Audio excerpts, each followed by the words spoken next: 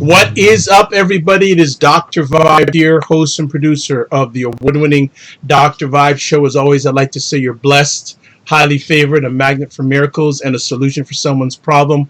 Also, I'm a certified empowerment coach and president of Express Your Vibe Coaching Communications. But it's Wednesday night. Yes, we are back. Stuff is back with myself and Jazz Keys. We took a week off to just enjoy life a little bit, and Stuff is all about live online conversations from about current events and culture from a Black woman's and a Black man's POV. So haven't seen Jazz for a bit. So Jazz, tell people a little bit about yourself and what you've been up to. Oh, awesome. So like yourself, I specialize in empowerment with an emphasis on love, healing, business, and parenting. I am the owner of Jazz Kike Coaching and Consultant and author of If We Knew Better. I am a clinical psychologist, speaker, author, coach, all the above, and of course the whole co-host of our Wednesday night show Stuff. And yeah, there we are. And excellent. And mother of a lady who is boss. Right? Yes. Good yes. stuff. Without doubt, she runs the show. So really, I'm getting ready to retire and just go full time as mom manager because she's way ahead of the game. That's excellent. Well, we have another special, I don't want to say guest, it's a special friend tonight. And a few weeks ago, I had her on the Dr. Vibe show, and she was so kind to send me her book about entrepreneurship. I'm just going to pull it out right here. My Boss Is Me. And I really enjoyed it, read it in a day, and had the blessings and privilege to have her on the Dr. Vibe show for a conversation.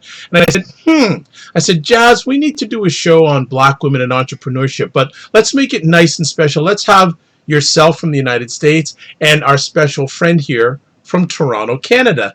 And both of you bring great perspectives, and our special friend Kike Odusanya is here with us, and to share and to care and add light to a lot of people's lives. Kike, welcome back, and share a little about yourself. Thank you, Dr. Vibe. As you mentioned, my name is Kike-Lola Odusanya, and I am the founder of My Boss Is Me. I basically help women of color plan, launch, and grow profitable businesses so that they can position themselves to quit their 9-to-5. As you so graciously mentioned, I recently wrote a book. I haven't got used to calling myself an author just yet. I recently wrote a book. I also titled My Boss Is Me, that talks about real life. My real life experiences wrapped, that is basically a bunch of life lessons wrapped around in my real life experiences as an entrepreneur, full-time entrepreneur for the last 10 years. So I talk about, I call the book Real Conversations, right? Because it's a real conversation about what's really happening in the entrepreneurship realm, because I think entrepreneurship's become like a little black dress that everybody wants to slip on. It doesn't look good on everybody. And so I wanted to have a real conversation about a space that has become overly glamorized by people who are a small percentage of people who are doing exceptionally well.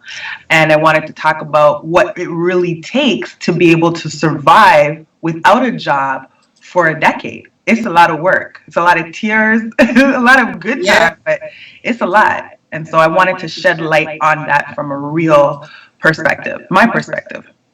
You know, and I'm gonna love this. I know this is gonna be epic, another epic conversation tonight, because I both respect these Black women very much so. Both of them are entrepreneurs. Kike, as she said, she's been doing it for 10 years, and full-time Jazz is about a year. So you're gonna get two different perspectives. And this message is not just for ladies. I just want to emphasize this, because a lot of things that they're going to be sharing, whatever stage you are in entrepreneurship, male, female, are good life lessons. So I'm going to kick it off, and I'm going to get to our guest. And I know she can't give her whole story, because you know you can watch her whole story if you watch the rebroadcast of her on my platform. But Kike, what got you into entrepreneurship as a Black woman?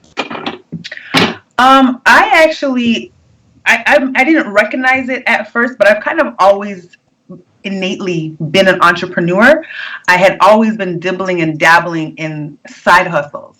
But in 2007, I found myself literally between a rock and a hard place. I had literally just escaped death after having given birth to my second daughter, 6 weeks later, being diagnosed with a massive blood clot that's done the entire length of my leg. And as you know, Dr. Vibe, I'm very tall, so it was a big clot.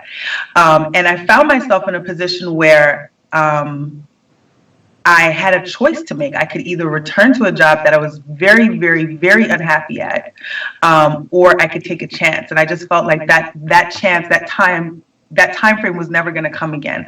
And for anybody who's already had a job and has several qualifications, I just felt like, well, you know what?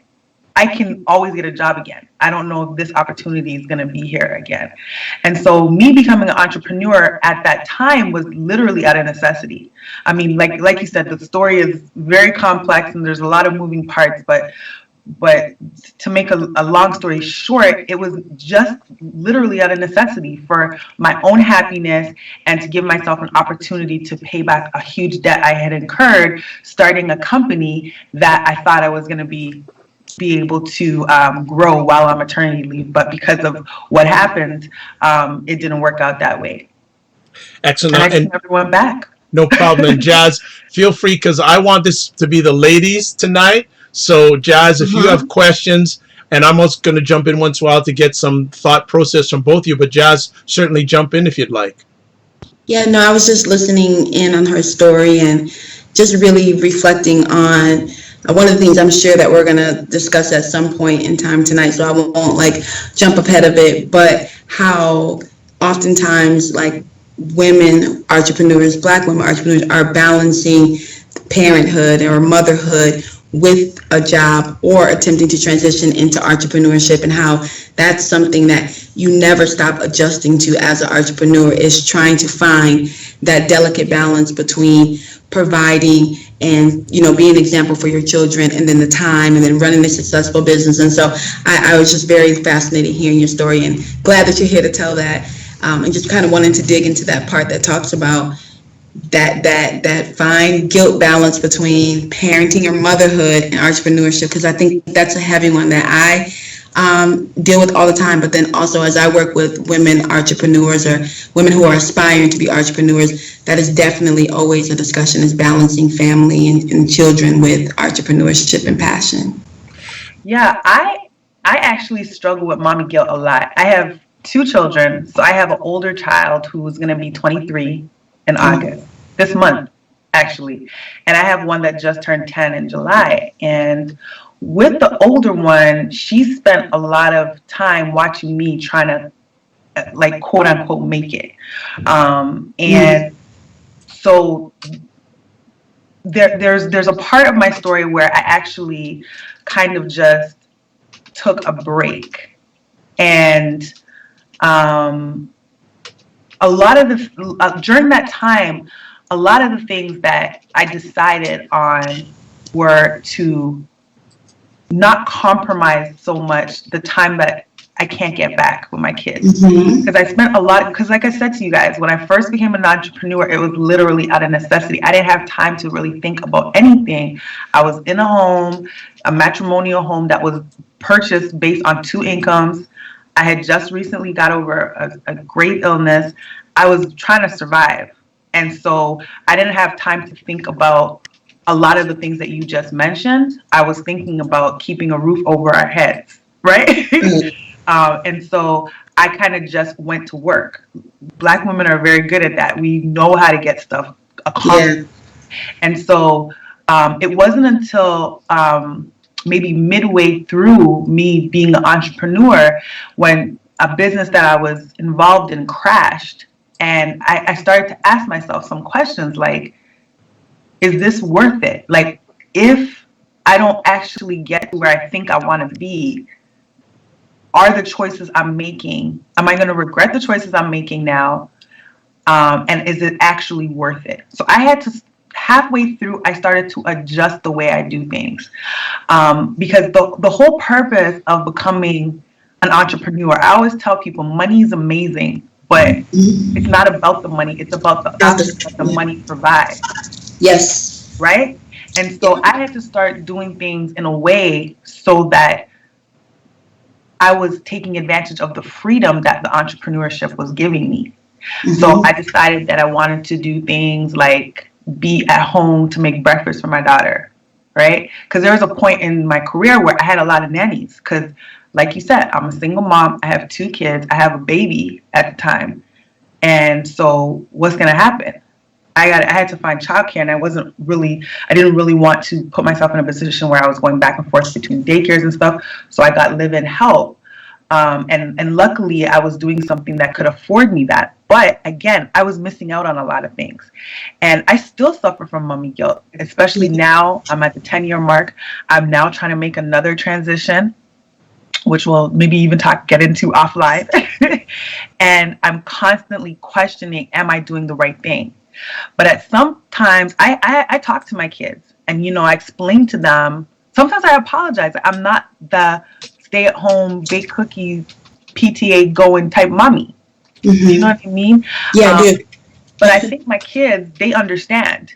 And I think kids adapt to their environment. And I think if you keep a open, very transparent conversation going with your children, and they understand why you're doing what you're doing, I think that my children will just operate differently in the world. I had to stop. I'm very cautious about what I do these days, but I also had to stop feeling bad about it.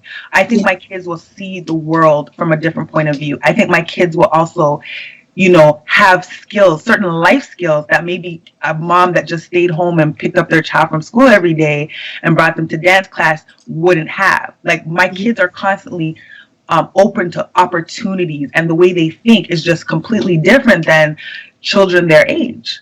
And so I think we have to relish in the good parts of what exploring entrepreneurship does in terms of exposing our children to a different way of thinking, being, and operating in the world. Absolutely. So I think that is an extremely valid point, because I don't think that you ever stop dealing with, the mommy guilt. But one of the things that I've definitely learned and come to embrace and even appreciate is that exactly what you said is, if we lose the innate thing that we have that has us comparing ourselves as mothers to, the standard in which like motherhood has been impressed upon us, and recognize that we are doing parenting differently, but it also is going to plant the seed for different results, and none being worse or better than the other. It's just different.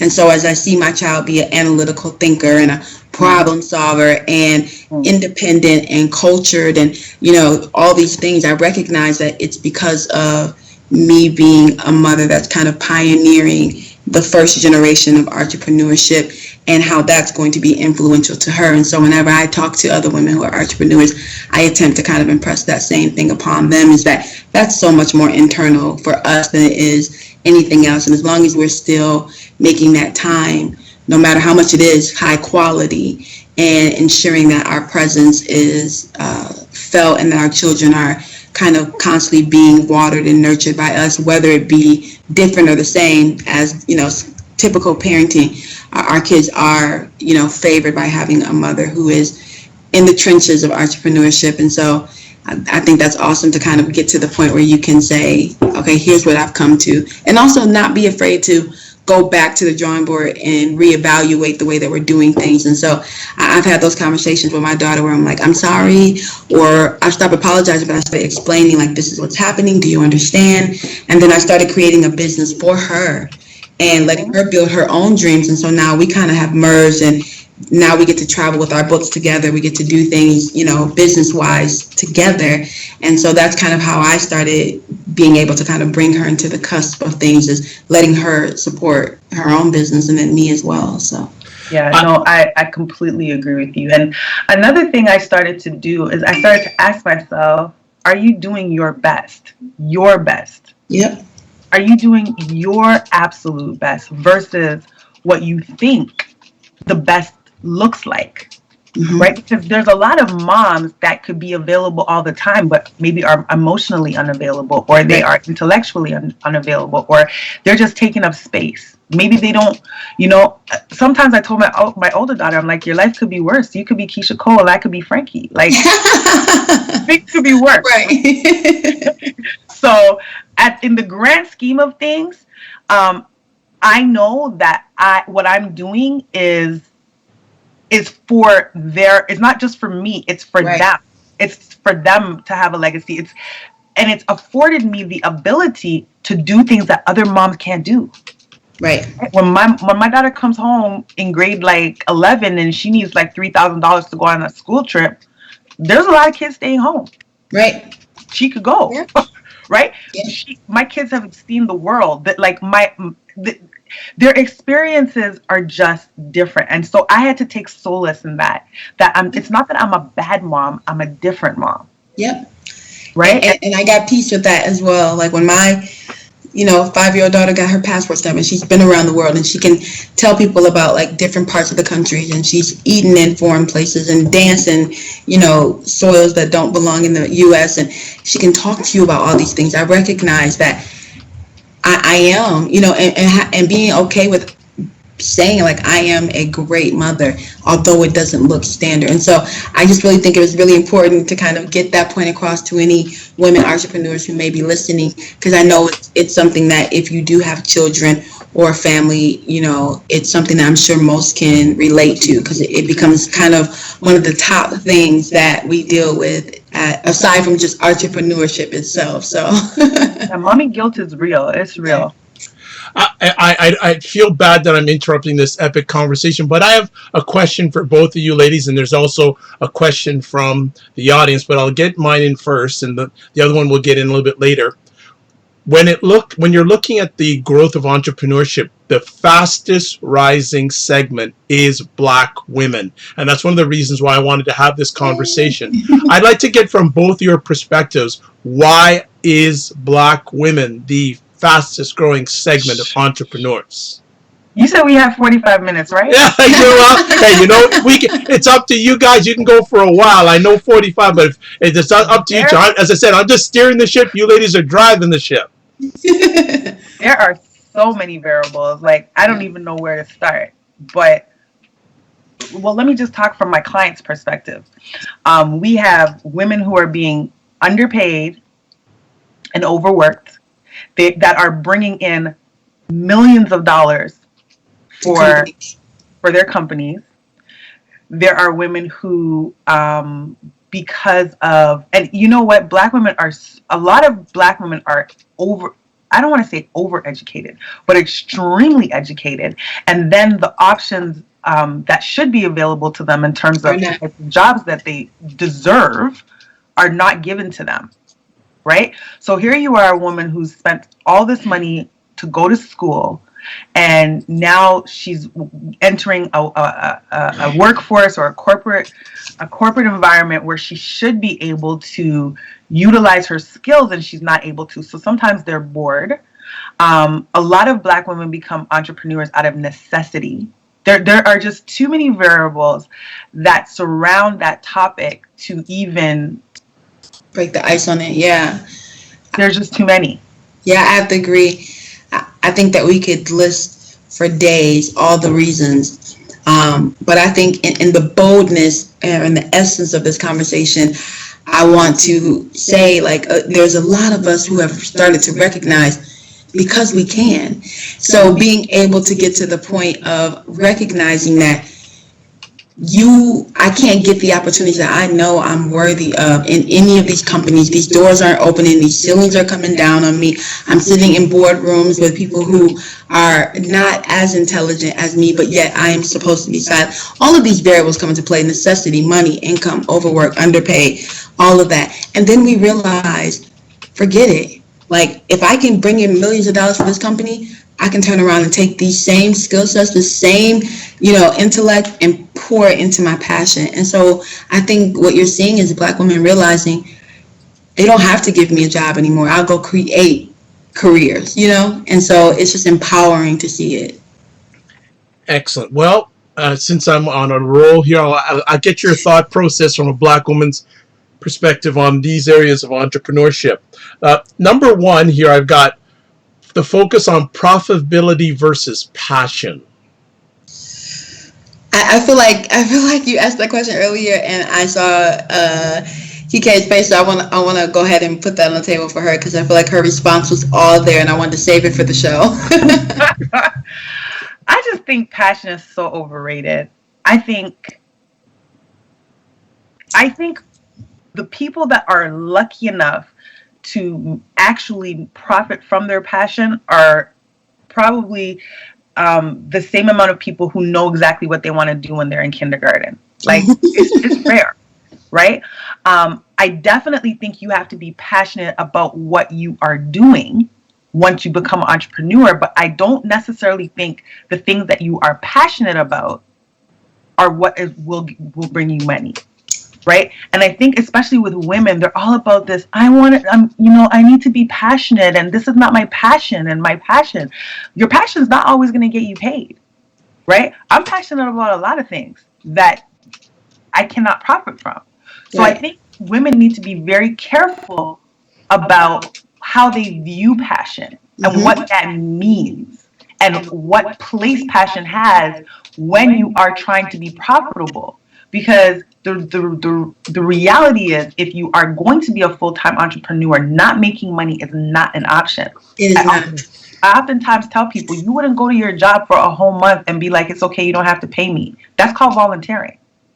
Okay? So why would you be at your business for a whole month and feel like it's okay for you not to make money? Like, I don't understand. So the thing about the whole passion, that word, I tread lightly, and I always ask for people to explain to me what that means to them. Because the reality is, passion does not always translate to profits. It very rarely does. And that's why a lot of women get stuck and feel like entrepreneurship doesn't work. It's because they're so passionate about something, but they haven't done the work that's required to find out if other people are passionate about it. Because you're not paying yourself. Right? Right? So put something out there and do your due diligence and make sure it's something that the marketplace is going to respond to.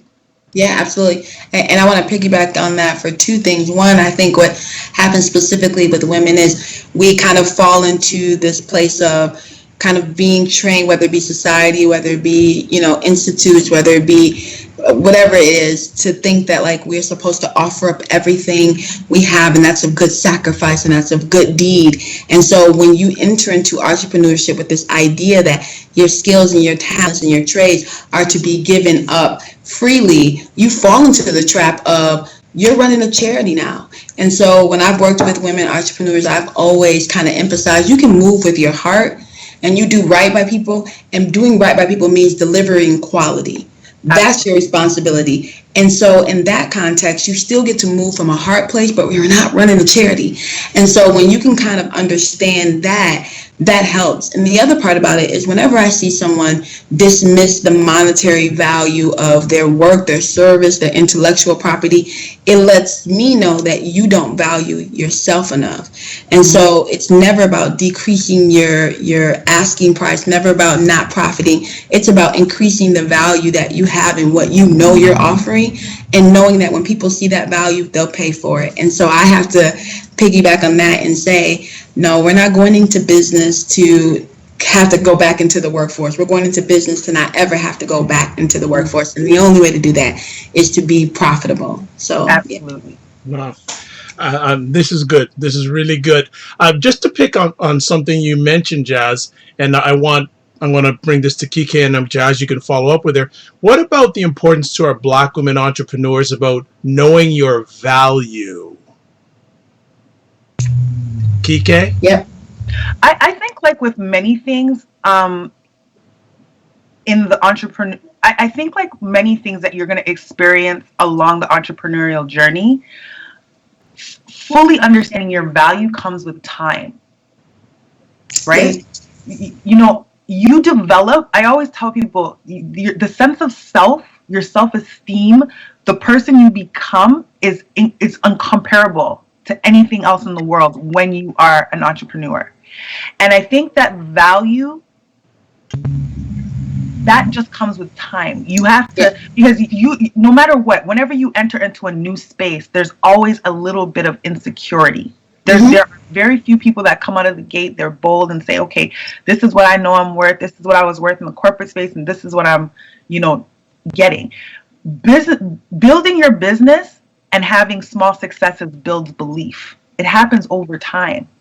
So in terms of people getting to know your value, that only happens from putting yourself out there, taking a look at what's happened, measuring your results, and realizing that, hey, maybe this person, they gobbled this up a little bit too quickly and I wasn't charging enough.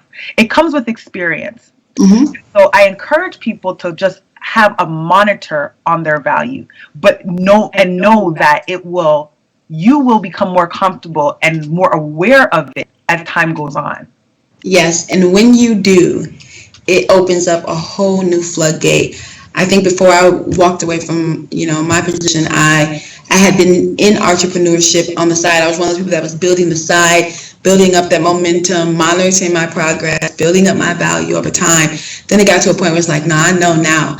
And so when that happens, the dialogue, the conversation changes, because once you are concrete in who you are and your value, then it really comes to a point where you can begin to ask for what you know you're worth out the gate and not settle for anything less. And then you also become more confident in building out your portfolio of services or products or things, because it's like, okay, I conquered this, I rock this, I'm ready to try this. And before you know it, you've gone out and attached new skill sets to your repertoire of what you already have, and you only become more and more invincible. And so I think that that's powerful. And one thing I'll encourage, and I'll just say it because we're kind of in this conversation, is get around people like the people that you're striving to be. Like, it's amazing to be around women entrepreneurs who can say, been there, done that, face that struggle, push through that, here's how you try that, or just great job, let's celebrate together. I think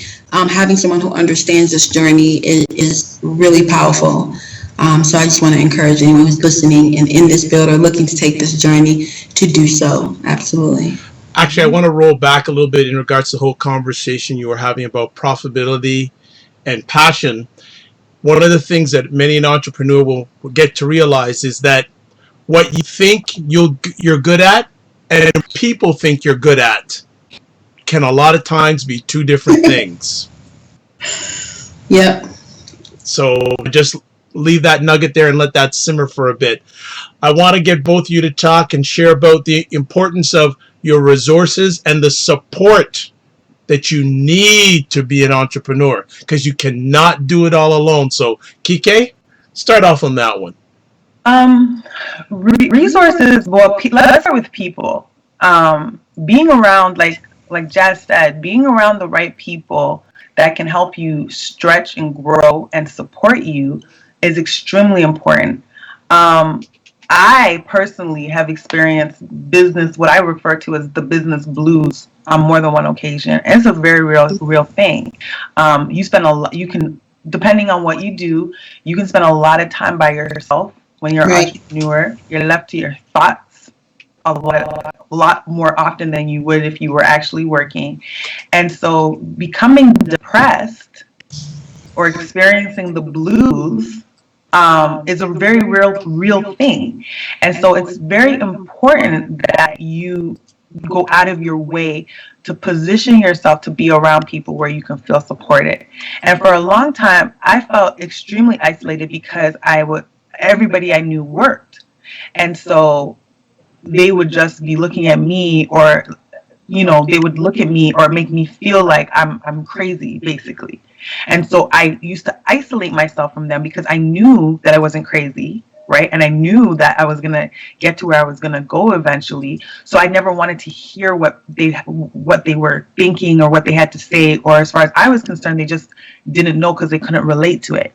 But that also had an adverse effect. So I would encourage people to join networking groups, even join Facebook groups. You'd be surprised at the support you can find socially online on social media.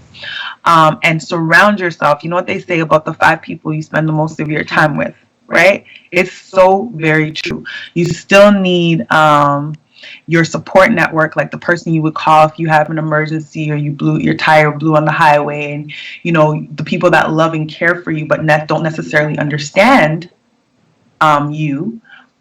But you also need those people who are not necessarily your most innermost circle, but a circle of people who understand your entrepreneurial struggles. Right.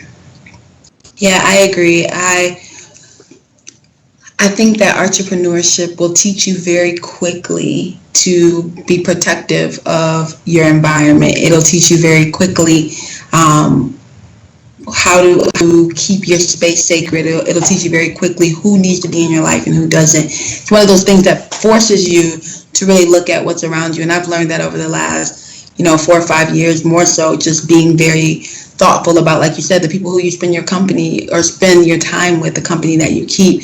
And so I would agree, as we're talking about resources and support, is recognizing that not everyone, especially if you haven't participated in this type of journey, will understand where you're trying to go. And so sometimes you deal with, no different than mommy guilt, you deal with not being able to attend certain things, not being able to be everywhere that everyone is, having to say no more often than not, but really just focusing in on, where you're attempting to go to. And so being open to explaining to those who you care about, even if they don't understand, being open to explain to them what this is and why you're so committed to it. But then also being okay with letting people go who begin to make you feel negative about kind of the journey that you're taking, is one thing that I've learned over time. And as far as resources, I tell people all the time, it's okay not to know something, but it's not okay to be comfortable with not knowing. And so when I think about resources as an entrepreneur, as a woman, in this entrepreneurial world, you have to be okay, or you can't be okay with not knowing something. And so to be resourceful means to constantly ask questions, to constantly be inquisitive, to constantly grow in your knowledge, to constantly connect with other people. And I believe that those things are really the empowering tools to kind of move you from one stage to another. So when I see women stuck, I often know it's because you've gotten comfortable with not knowing how to get to the next step. Yeah. When you actually said resources, Dr. Vibe, I wasn't sure if you were talking about monetary resources or resources like what Jazz was just referring to. But I believe Black women are naturally resourceful. And I dare to say Absolutely. that because a lot of times we are put in positions where we have to make something out of literally nothing. We got 2 bad apples. It's like, which apple has the most bruises? Okay, I'm gonna make applesauce with one, and the other one with less bruises will turn it into apple pie. Like, they already have 2 bad options.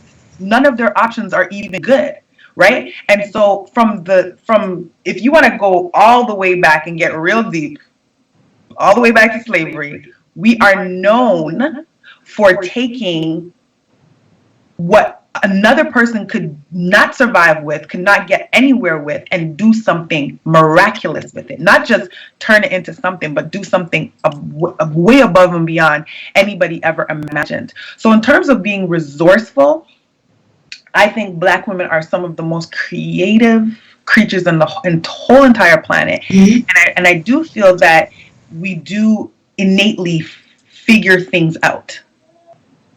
We are we're very able to adapt, and we're able to figure things out. I do agree with everything Jazz said. I think that, you should never become comfortable with just not knowing or being ignorant about something, and you have to consistently educate yourself. That's number one key. It's top 10.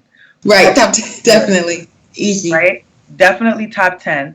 But if you want to talk about resources in terms of money, I don't know if you guys want to go there. Yeah, go for it. It's your lady's show. I'm just steering the ship, so go there. A lot of times Black women, they don't get the resources that their male white or female white counterparts will be eligible for, right? And again, it's because oftentimes the things we're able to accomplish with what we have is literally just a miracle. Right. So I think that we do a very good job at bootstrapping and making a way out of no way. Yep. I 100% agree. I go ahead, Jazz. No, I was just saying, and if we begin to recognize the resourcefulness in our day-to-day life and begin to kind of strip that resourcefulness and break it down and say, okay, I'm able to recognize the problem, figure out my different options, come up with, means by any means, I'm able to pool resources from multiple different, if we can kind of take some of those concepts and apply them to business, then we can clearly, or at least be more clear in understanding that this entrepreneurship is something that is possible for many of us. And even in those places of struggling, if you can kind of reconnect to that, like, no, I came from nothing, I built from nothing, I'm sustaining from nothing, I have nowhere to go but up, and constantly refreshing that in your forefront of your mind kind of drives it during those low periods. And so I think that was powerful for you to kind of bring that back home. Thank you, Kike. Kike. Okay, I know I got it. Look, right. we were worried about her and Dr. Vibe. I'm sorry. That's all right. It's all good. Okay, sorry. So let me go on to our next conversation piece. Two-part: the importance of mentorship, and what do you two ladies individually, what are you looking for? What sort of qualifications do you look for when you're looking for a mentor? So two-part conversation piece: the importance of mentorship, and what individually do both of you look for when you're looking for a mentor? Kike? Mentorship is everything. Mentorship basically makes visible the thing in your mind that hasn't come to fruition for you yet, right? And when I'm looking for a mentor, I basically look for somebody who is living the life that I want to live. I look for somebody that is reachable but far out of my reach. Right. If that makes sense. Mm-hmm. And I always look for people who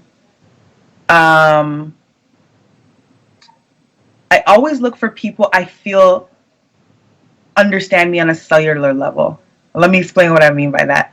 I've worked with other mentors that I know they didn't get me. I know. I found out after working with them that they didn't understand my struggles. They didn't understand some of the things that were very real for me. They would never even be able to begin to think about some of those things because it's not their reality, right? Like, I'll give you an example that has nothing to do with, but everything to do with. So I'm actually in Georgia right now, and I was trying to get something off of Craigslist, and I was going to a part of Georgia that I had never heard of and I had never been to, and so I called family to ask them, is this a safe place for me to go? Because I'm in the South. And the reality is that there's places that are just an hour or two outside of Atlanta that are not safe for me to go. And so those are the things that certain mentors will never, ever, as I was driving, I was thinking, wow, like, privilege is a real thing, because there are people who would never, ever think about this. I'm driving somewhere with my daughter, and I'm having to stop and think about my safety. So the reality is, when I don't work with people who understand me on a cellular level, they really are not able to, I don't feel like they're able to effectively mentor me in certain areas of my life. With that being said, depending on what I think, you can have different mentors for different areas, right? With that being said, there are some things that are universal that it doesn't necessarily matter who you are mentored by, but if you have somebody that understands your struggles and where you're really coming from, it makes all the difference in the world. All the difference in the world. And another thing I want to say is, I think a lot of people misunderstand mentorship. Mentorship can be two things. It can be free, because you've been lucky enough, or you've actually done the work to put yourself in a position to be around somebody that has taken a liking to you. You've put yourself in the spaces that person would go, mm-hmm. and you've maybe reached out to them, you've, tried to strike up a relationship, and they genuinely want to see you grow. But mentorship is something you can also pay for. And if you can't find that dream mentor that you're looking for just yet, and you do need a free mentor, then sorry, I'm saying three things. So if you can't find that dream mentor, you can be mentored by virtually by people you admire. There's so much information available on the internet right now. There's no reason for you not to receive mentorship. But I want to encourage entrepreneurs not to be afraid to pay for mentorship. Pay somebody who is where you want to be to help you get there. Because I'm telling you, if I knew about coaching and mentorship and a lot of the things when I started, it would have saved me a lot of money, tears. I cried so much when I became an entrepreneur for those first 2 years. I don't think a day went by that I didn't cry for the first 2 years. I'm talking like hardcore crying. And I'm not even a crier. Right. I was literally like, no, my friends will tell you, I'm a G. I don't cry that much. I realized all those tears was a result of me shedding the person I used to be. Purifying. Somebody new. It was I was literally going through a rebirthing process. But imagine if I had somebody to say that, you know what, that's normal, or this is a part of the process, or don't worry too much about this because this is just how it goes. And I went through that. People are so afraid to invest in themselves. And I think sometimes their expectations of what they're supposed to receive in return is all wrong, because you can't place a price on the value that somebody who's gone before you and the wisdom that they can instill in you or share with you. You can't place a value. You can't place a price on that. And some of the best mentors I've had were both free and paid. It just really depends on, depends on what you've done to position yourself to get that mentorship. A lot of the times people reach out to me and they're like, can you be my mentor? Who are you? Number one. Number two, how is this going to be a fair exchange? Right? People have to understand, and I teach people about approaching people or reaching out to people if you want them to become your mentor. Do your research and find out what you can do for that person. Right. First, if that person is going to take time out of their busy schedule, can you pay for breakfast? Right? It's amazing how much people expect for nothing. Right? It blows my mind. And if you think this person's so amazing, why do you think they have an extra time to just sit and listen to you talk about what's going on in your life? Yeah. How is this? How is this equally yoked? And I really feel like what she's saying is a result of entrepreneurship. You get to that point in entrepreneurship where you have to draw those lines that say, I don't have the time to listen to you just talk about your life. I'm willing and open to receiving either some type of fair exchange, or if you're willing to pay for the services, then we can move a little differently. But entrepreneurship will make you kind of really draw those lines, because people do want so much for nothing. And so I'm really glad that you brought that to the attention, because it's one of those things where it's a constant fight until you just kind of get to a point where you're like, all right, it's strictly business. Yeah. I've learned over the years, I always heard the cliche that time is money. Mm-hmm. And going back to the whole mommy guilt thing, I have learned that time is not money. When you, Dr. Vibe, and myself are no longer here, Benjamins will still be getting printed. Okay? Yes. Money will still be being made, and we will be gone. So the most valuable thing that I have is my time. Yes. And so I've become a very good steward of my time. Properly. And even this year, 10th year in entrepreneurship, I implemented, if you want to speak with me, I need an agenda. So many people reach out to me, oh, I would love to speak to you. Okay, what would you like to speak about? Complete silence, no more typing. Yes. Okay, you want to speak about this? Okay, what's the agenda? Where do you want to meet? What time? Like, there's no thought put into how am I properly utilizing this person's time. So basically, I have a rule now, and this came from one of my mentors. If you don't have an agenda, we cannot meet. I am going to adopt that like yesterday. If you don't have an agenda, we cannot meet. I don't care who's at your house. I don't care who's meeting us for lunch.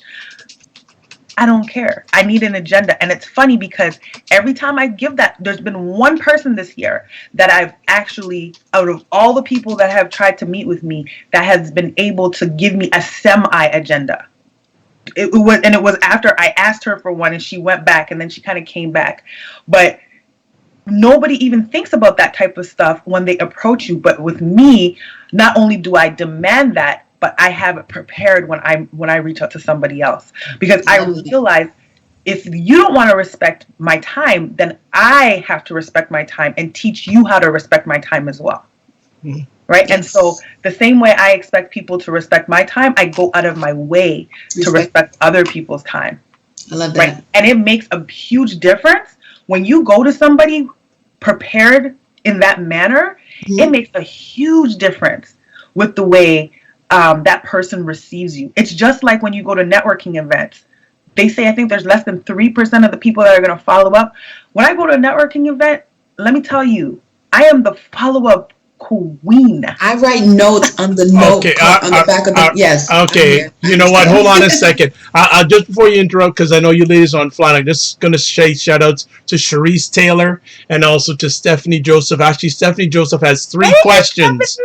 She has actually 3 questions. You're answering one of them now. But you see, Kike, and I mean, Jazz, you see why Kike wrote the book, My Boss Is Me? She's got that boss attitude. I have to get it. And I have to send you my book, Dr. Vibe. I'm sorry. Yes, absolutely. But at Kike, I just to step in here, I fully agree, because if you're an entrepreneur, if you don't take yourself seriously, why should anyone else take you seriously? Nobody will. Right. That's again, that's a result of growth. Yep. Especially because my first 5 years in entrepreneurship, well, more than half of it, I was in network marketing. And so there's a lot of meetings going on and people are always trying to connect. Meeting about meetings. Meeting is about meetings and booking a meeting from a meeting. And I got caught being basically misled to showing up at meetings that I didn't want to be at.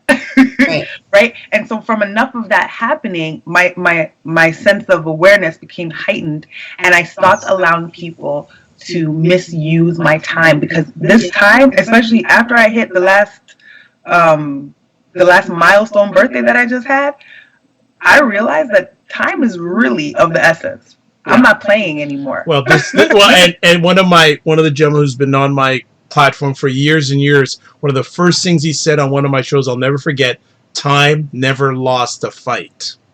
That's deep. You know, nope. and I share that with people. And I know it's starting to whip my head. Yeah, and like when I say that to people, most about 90% of them go in freeze frame. They go, whoa. So definitely, you can't buy it back. You can't get it back, and it doesn't matter if you are. I'm going to say Richard Branson, Kike, Jazz, Dr. Vibe. None of us can buy time back. Not even Jeff Bezos of Amazon can buy time back. Okay. It ain't happening. So, Jazz, did you want to add on? Because Kike was on fire for the last few minutes. Yeah, no, I mean, I think she kind of nailed the mentorship element. I can be honest and say, as I've transitioned from balancing corporate and entrepreneurship and then into full-time entrepreneurship, I have not been as adamant about seeking out mentorship on my own behalf as I have been to accommodate others in their mentorship needs. So it kind of triggered something in me to really recognize it. And I know back when I was in my psychology program, they said every psychologist needs a psychologist, every coach needs a coach. And so I was conscious of it, and I have a paid coach. I have a paid coach who I work with every Friday morning on my business, and that's more supporting me and kind of getting clarity on my next steps in my business. But in regards to mentorship, I think I'm at that point in my growth where I want to sit next to women who have earned millions and women who are conquering, and I just know that it's that time to sit across the table from those types of women, or women who are like fighting through and 10 years strong. And so I really appreciate the mentorship component, because sometimes you can get so swallowed up in trying to accomplish your goals and trying to move. And in those first couple of years, you're just caught up in trying to sustain.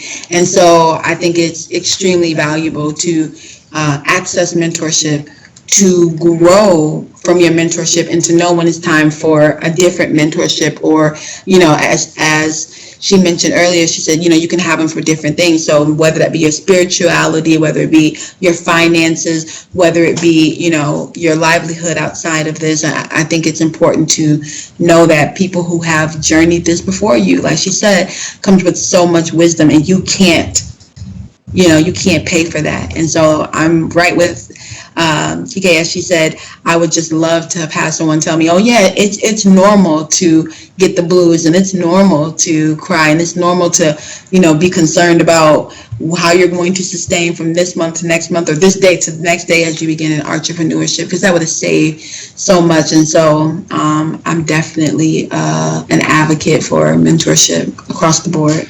I know that we've run a little bit over time. Can you ladies give us just a few minutes more? Kike, can you give us a few more minutes? Sure. Okay.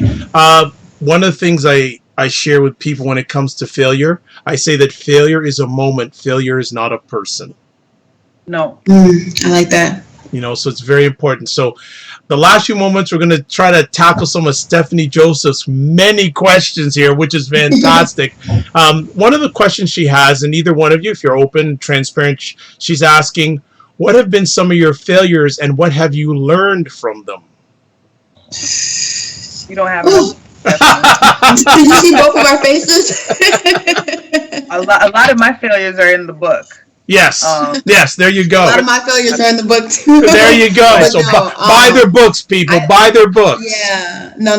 Just to kind of bring that question back full circle, I think that one of the things I've learned in this voyage to entrepreneurship, and now through entrepreneurship, is that you're going to come to some low spaces. You're going to start some things that don't quite fall through the way you want to. You're going to lose some money. You're going to have to go back to the drawing board a couple of times. You're going to have to reinvent yourself, rebrand yourself, recreate, grow, learn.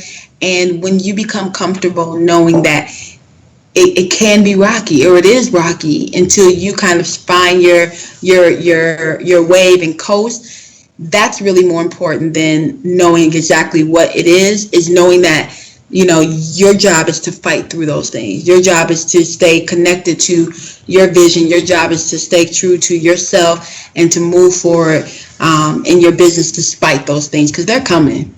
Yeah. And to be completely honest, the day I decided to accept failure as a way of life, as an entrepreneur, my life changed.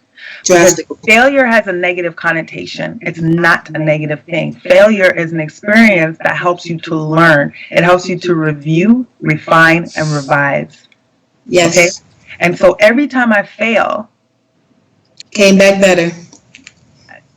Well, most of the time. But I actually take the opportunity to sit back and ask myself what I can learn from this, so that number one, I don't repeat that and go through that painful period again, and so I can come out on the better side of things next time. But I think failure should be more embraced than it is, and I think that if we change the way we look at failure, we would, as a society, we would benefit from it so much more. Right. Yeah, I always tell people not to leave any experience without gathering up your lessons. And so if you can stop, like she said, and be reflective and recognize that, okay, this happened as a result of X, Y, and Z, and what I'll do differently next time is X, Y, and Z, then you've done your due diligence to that experience. And so I also have always used that as motivation. So when I say come back better, is when something doesn't manifest the way in which you envisioned it, or something starts in collapse, or however it may look. For me, I lost my business one time, had to come back. It becomes the motivation. And so when you can push past like the initial sting of feeling like you fail, learn your experiences, you only become more motivated and more driven to execute better and build on a more solid foundation moving forward. Absolutely. You know, and it's something I share with people. I say that they say, "How are you still going on?" I said, "The reason I'm still here is because I failed more than you." That's and I kept on going. You know, and I tell people, Right. fail forward and fail fast. Yes, it's so Yes. important. It is so important. You know, and if people want a good book on fail forward, there's a great book written by a gentleman named John Maxwell called Failing Forward.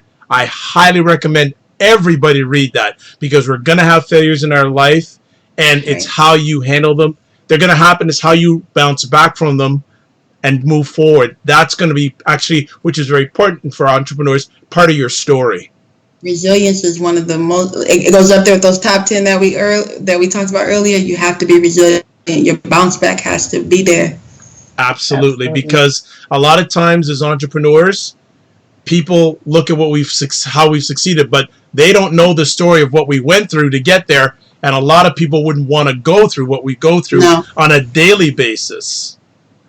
Oh, no. thank you. Whitney Gray says the John C. Maxwell book is awesome. Thank you so much. I received that. Ladies, as we just wind it down, Stephanie has one small question. They go, if Okay. each one of you had a piece of advice to someone just starting out, what would it be? Let's have our guests go first. Ooh. I think the most valuable lesson that I have learned over the last 10 years is that you need to stay in motion.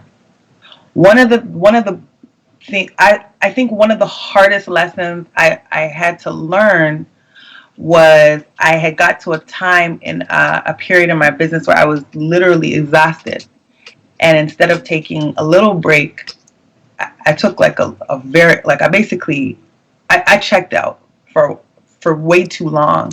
Been there. That's like when you've been going to the gym actively and you quit.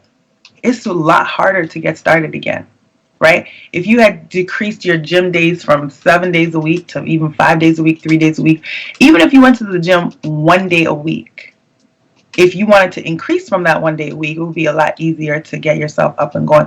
One of the places I really went wrong, I hate to say went wrong, but one of the things that I really, I actually wish I didn't do this, was I stopped for a long period of time.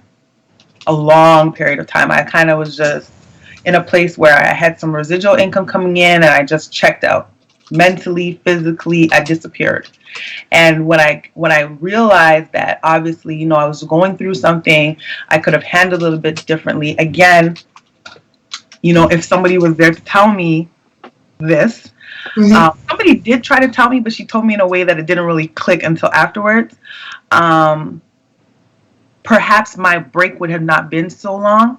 So one of the most valuable things I can tell you is that you will need to rest, and you will need to maybe check out for Yes. a week or two, even a month. But don't ever check out so long that you will be starting from scratch, because it is the hardest thing you will ever do in your life. Slow down and rest, but don't quit. I agree. That's my advice. Jazz? Yeah, I call that the retreat and recovery process. Like sometimes you got to pull away, but your recovery has to be, you know, quicker than what you retreated, because that's what happens. We check out sometimes, and that's an absence of self-care that eventually we just shut completely down.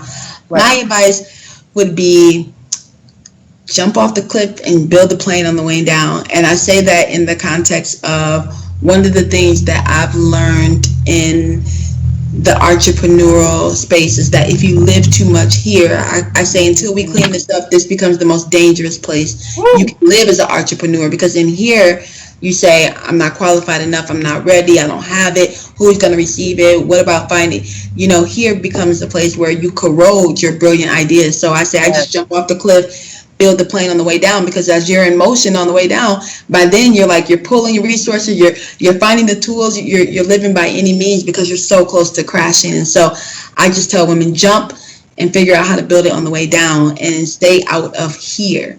And so once you begin to execute, and once you begin to see, okay, that wasn't too bad. All right, I did that one. I landed, I didn't crash. You become more and more confident about taking that leap. And so that's my advice.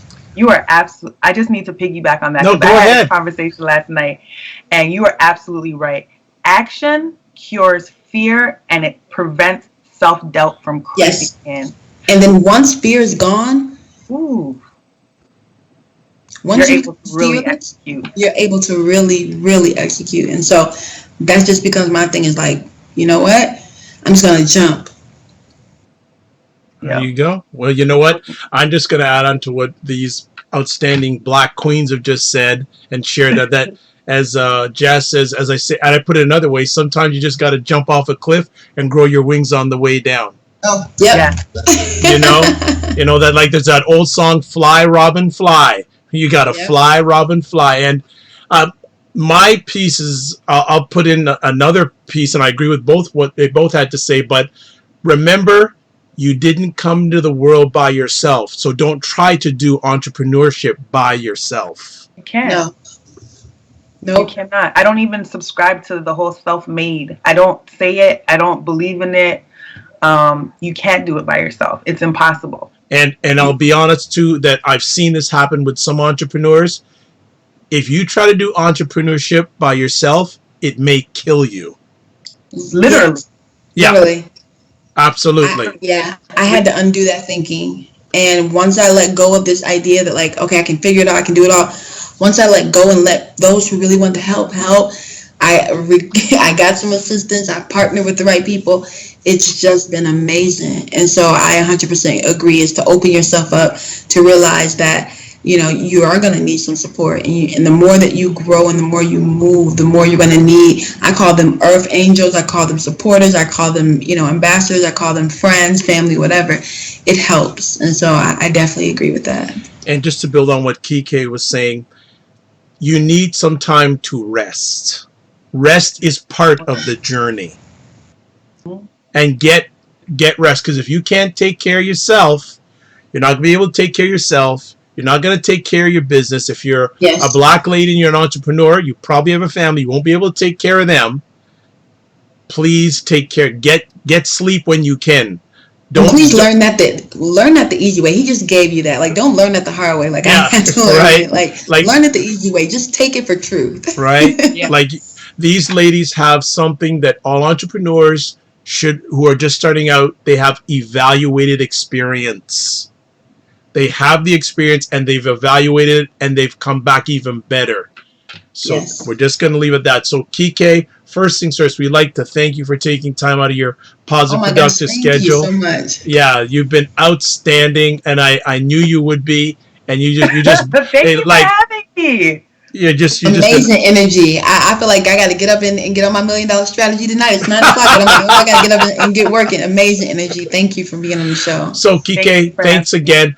If people want to get in contact with you, how can they do that? I am all over the interwebs at My Boss Is Me, Instagram, Facebook, Twitter. They can also visit me at my web home at www.mybossisme.co.com and contact me there. I'm very accessible and easy to find. As long I have to go order my book. And not my name.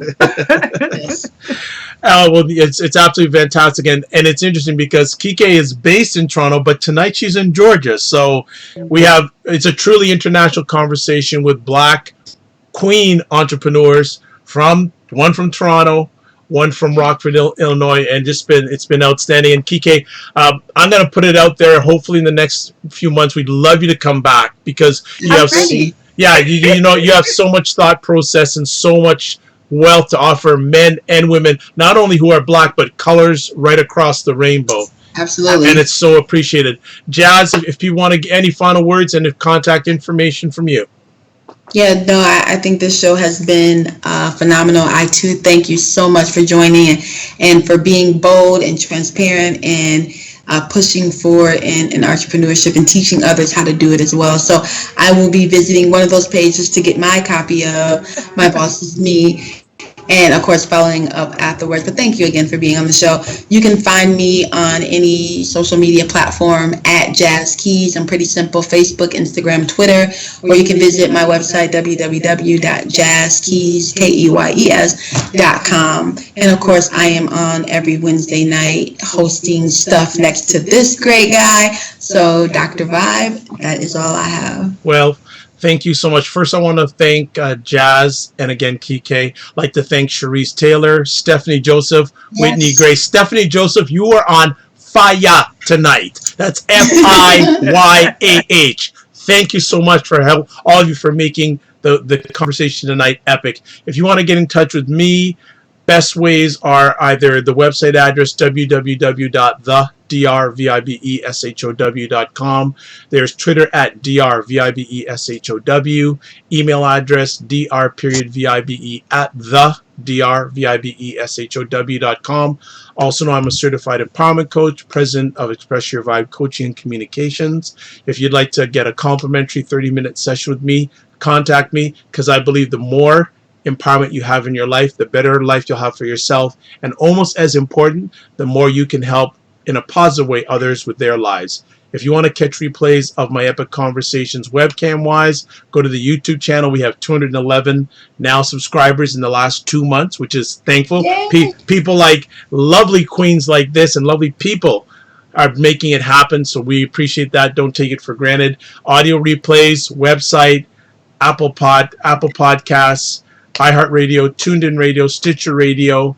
Selective conversations are also on the goodmenproject.com and also wjmsradio.com. Also know I'm a brand ambassador for Cuisine Noir magazine, the only African-American magazine online that's dedicated to African-Americans in food, wine, and travel. I always like to say, you're blessed and highly favored. You're a magnet for miracles and you're a solution for someone's problem.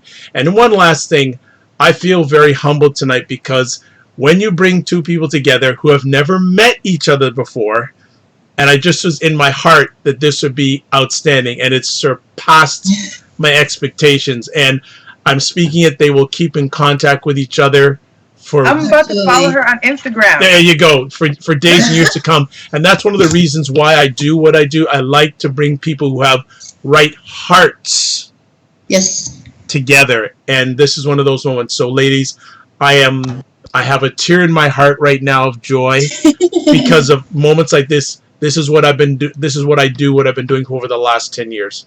So on that note, last thing, remember, sometimes you have to get smaller to get stronger. God bless, peace be well, and keep the faith. And thanks for watching live and on the replay. And check us out next Wednesday. God bless. Awesome. Good night.